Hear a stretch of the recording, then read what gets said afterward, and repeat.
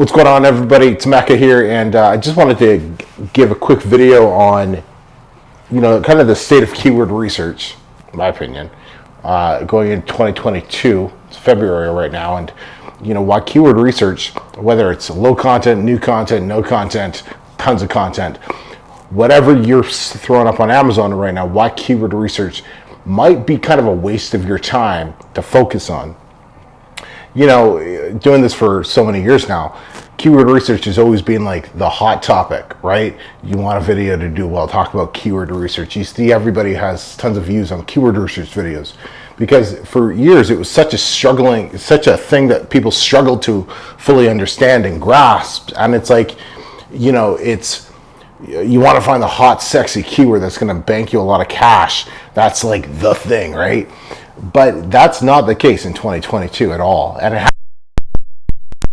really understand it. And if you stick with me, I'll help you hopefully I can just kind of open your eyes and open your mind a little bit to next level thinking in terms of what you want to be focusing on with your publishing business, right? So as I just look at some of my notes here, don't get bent up thinking I got to find the best keyword or I got to find the right keyword or niche. They're interchangeable to an extent. In order for my book to do well, because you can have the absolute craziest, trendiest keyword right now. Like, I don't know what's the trendy keyword right now. I don't know.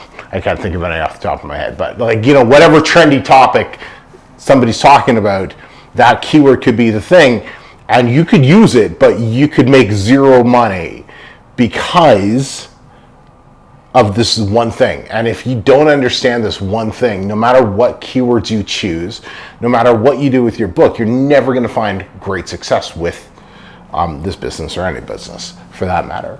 And the one thing, without being super long-winded, is just understanding who your customer is first before you worry about what your keywords are going to be.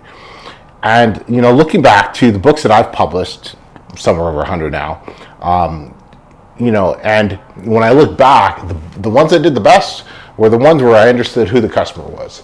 I understood exactly who the customer was, and I didn't worry about what keyword or whatnot I was going to use on.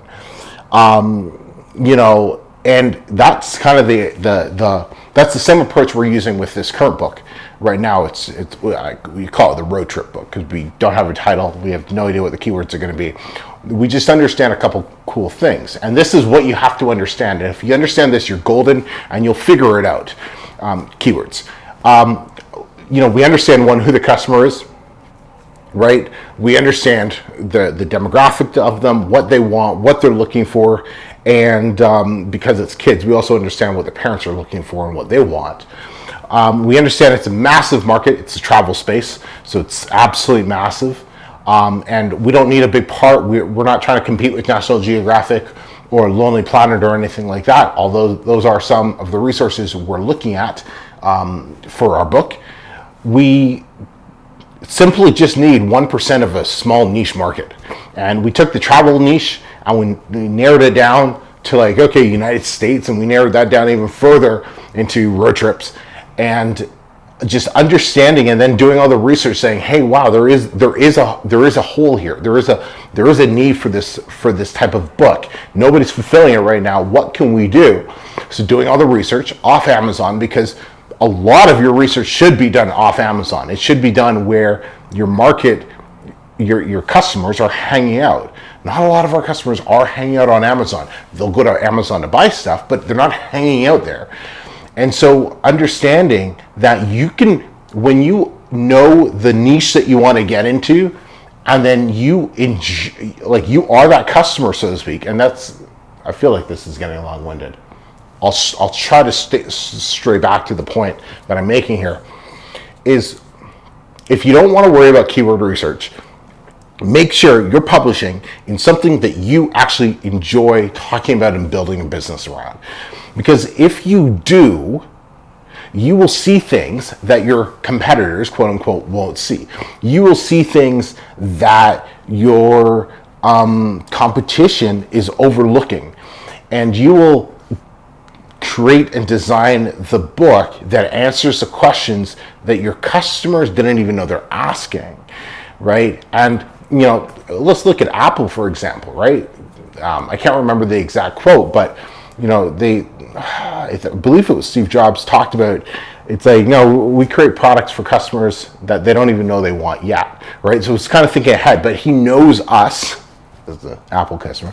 He knows us so well that he'll create something we didn't even know we wanted until we saw it. We're like, oh my God, we have to have that. And they have people who line up and drop thousands of dollars on products, tens of thousands of dollars on products that they didn't even know they wanted 2 years before or a year before.